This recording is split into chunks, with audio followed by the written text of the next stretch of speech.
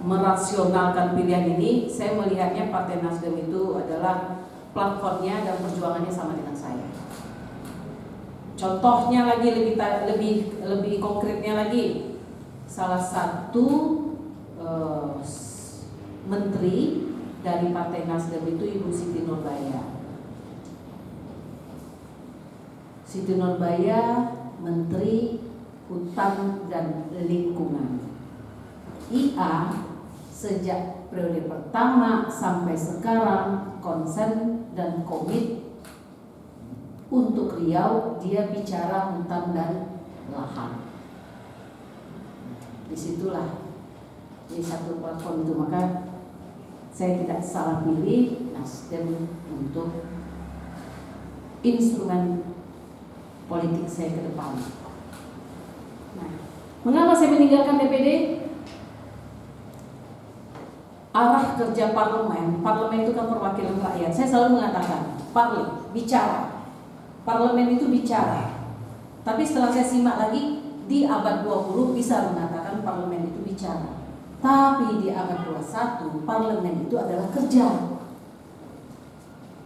Nah,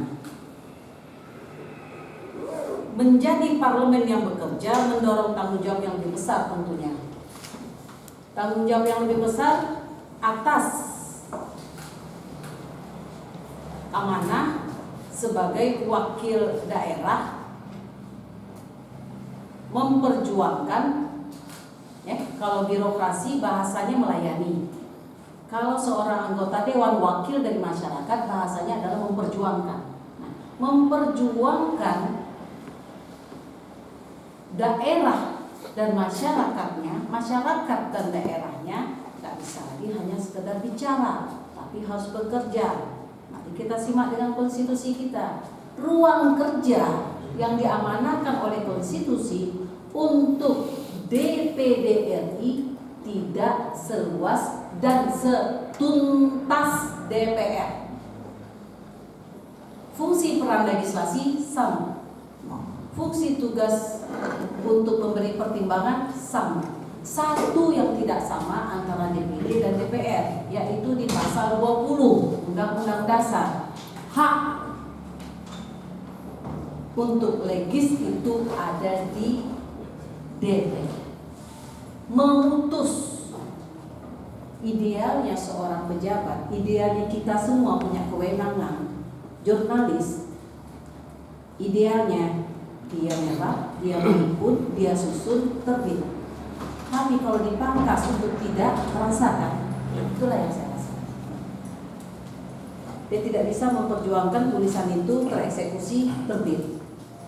Nah, saya itu yang saya rasakan. Makanya, ya, menunggu proses amandemen tidak mudah. Di 4 periode saya selalu terpilih menjadi ketua kelompok. Ketua kelompok itu padanan dengan DPR adalah ketua fraksi. Memperjuangkan amandemen tidak mudah.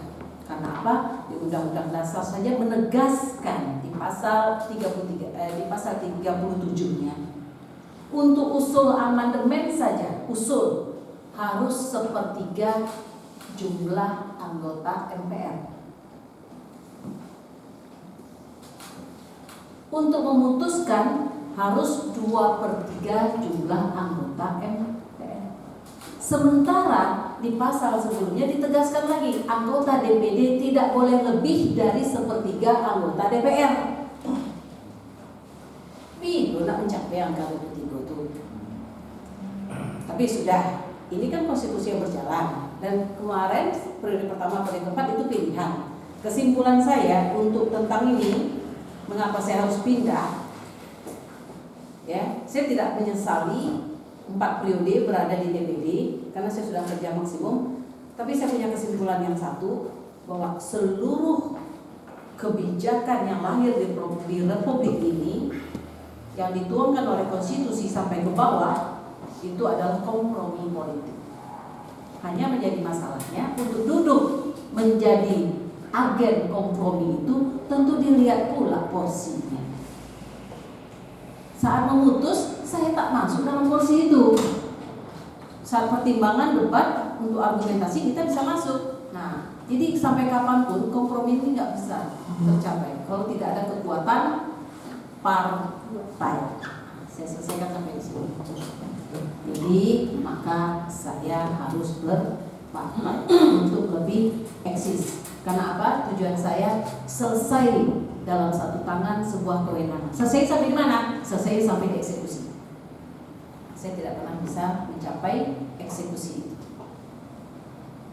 Secerah apapun, semaksimal apapun, sebrilian apapun yang saya lakukan di tataran usul, di tataran pembahasan,